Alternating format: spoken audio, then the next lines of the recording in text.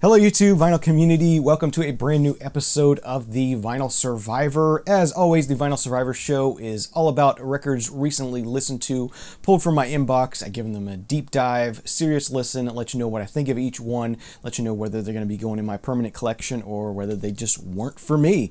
So let's go ahead and get into it. 10 albums on the chopping block as always. First one we have here is Thelma Houston and Pressure Cooker, I've Got the Music in Me. This is a Sheffield Lab release from 1975. So if you aren't familiar with Sheffield Labs is a direct-to-disc recording label. So they would create recording sessions and do recordings direct to a lacquer disc, and then make stampers from that and press records. So that technique definitely eliminates a lot of the process in recording. Definitely makes a better sounding record in the end, and this record does sound very, very good. It's very lively. It's very clear and very crisp sounding. But overall, sometimes these direct disc recordings, people are tense. They know they have to do it perfectly, one take kind of thing. So it lends to some very cold kind of recordings sometimes. And this is just okay sounding. It's definitely very sort of a mid-70s sort of synthy kind of jazz here. I didn't really dig this that much. It was cool to hear. As I said, it sounds really good, but it's kind of, it wasn't for me. Just a little, just not what I'm into as far as jazz. I like bop jazz and I like fusion jazz, and that's about it. But this wasn't for me. But it did sound very good and very, very live and very very, very clear and crisp. So this one did not make it. All right, next up, moving into more present times, we have the third studio album by the psych pop group Yesayer from 2012. Yesayer are a psych pop kind of group. This album is definitely more of a synth pop album from them. It definitely fits into that sort of the XX kind of zone as far as synth pop goes. Maybe like a Purity Ring as well. But a good solid album, definitely in my wheelhouse. I definitely like synth pop kind of stuff. Really, really cool artwork on this album. I do like that quite a bit. A nice Stoughton jacket. The inner sleeves have some liner notes on them. So Yesayer's Fragrant World definitely gets a thumbs up from me. I like this one quite a bit. Definitely if you're into synth pop, maybe a little psych pop, check them out. Check out this album. It is a really good one. And staying in the collection. All right, next up we got one from Frank Sinatra. Not an artist you see too much here on the channel, but this one is his release from 1980 titled Trilogy. So this is a 3 LP set he put out in 1980, and the discs are titled The Past, The Present, and The Future. So Frank Sinatra did re-recordings of past hits on The Past. The Present, he's kind of covering somewhat present songs, 70s kind of stuff. And then The Future, he tries to do what he thinks the world of pop music is going to go into kind of thing. Overall, this was just not really my thing. I'm not really a big Frank Sinatra fan as it is. It was interesting to listen to, but I didn't enjoy this one. Each individual record has kind of its own inner cover there. So this is The Past, and there's one for each disc. And then sort of a custom version of the Reprise label with his face on it. So yeah, if you like Sinatra, you'll probably enjoy this more than I did. It was okay to listen to. I'm glad I got to hear it, but not something I think I want to revisit anytime. Not something I feel like I need to keep. So this one is not going to be staying in the collection.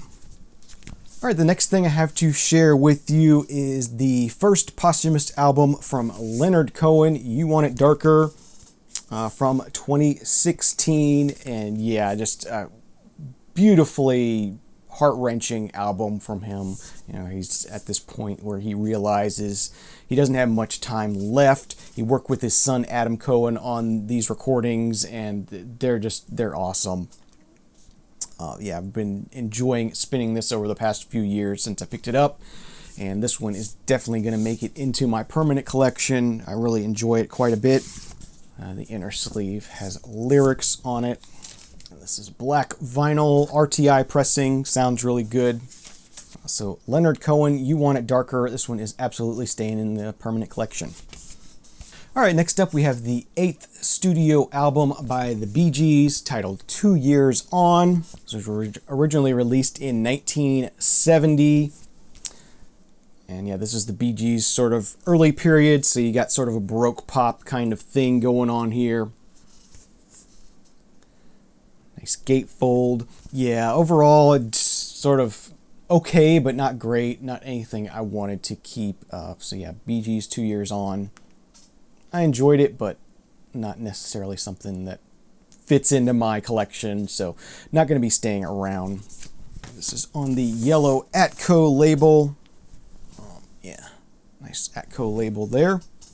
So that's the Bee Gees, 2 Years On, not going to be staying in the collection. All right, next up we have another Feed Bands release. This one is from the group Dynamo, and this one's titled Find Your Way. Dynamo are kind of in the vein of like a late 80s fusion jazz group. Not necessarily my favorite form of fusion jazz. This is an enjoyable listen, but overall it was just too light, too kind of Sunday morning for me, I guess is the best way to put it. Yeah, so that was that. If you aren't familiar with Feed Bands, they are or were a crowdsourced vinyl pressing label. People would vote on different albums submitted to them, and then they would press one a month, and it was kind of like a club. This is pressed on a nice red vinyl.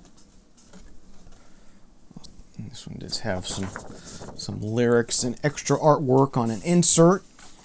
And then they sometimes include an essay as well about the group. So yeah, Dynamo, Find Your Way. Just not for me, as I said, too kind of Sunday morning fusion-y, very light fusion kind of jazz. Not really what I'm looking for, so not going to be keeping this one.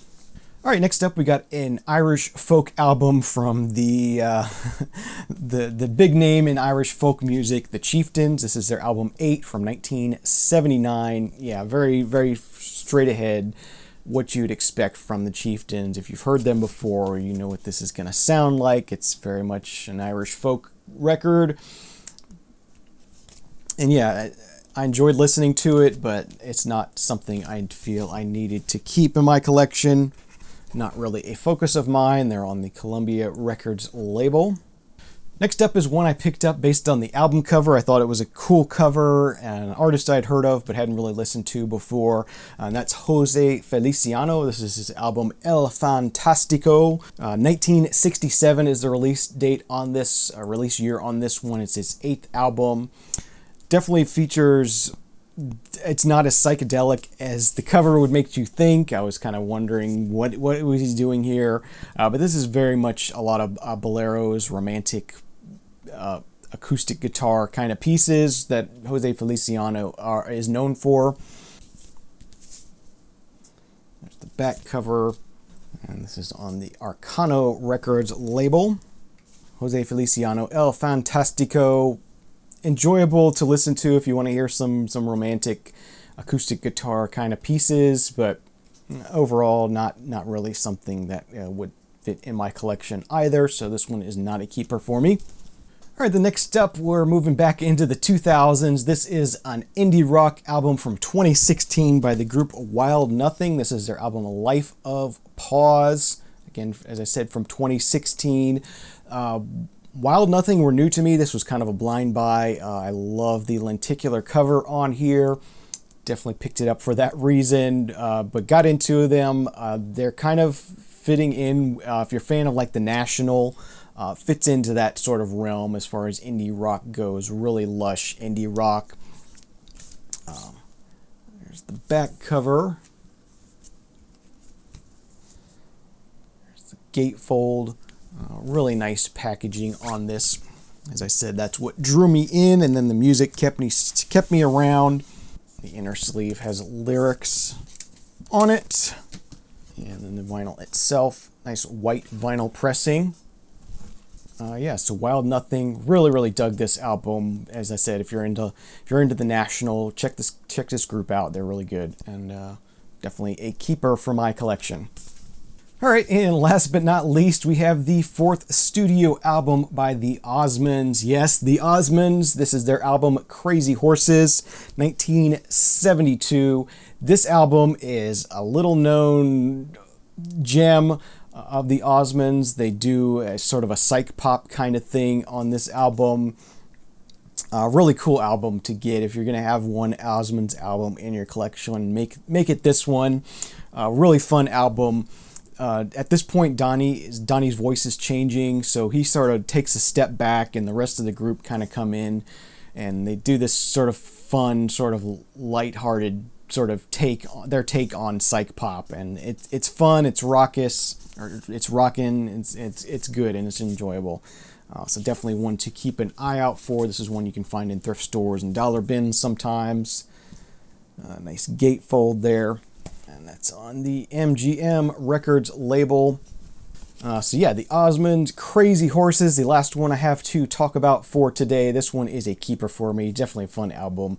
I also have one other Osmonds album I'm going to have in the collection. That's the plan. This is a good one. It's a fun one. If you're into psych pop, then you should absolutely have this in your collection.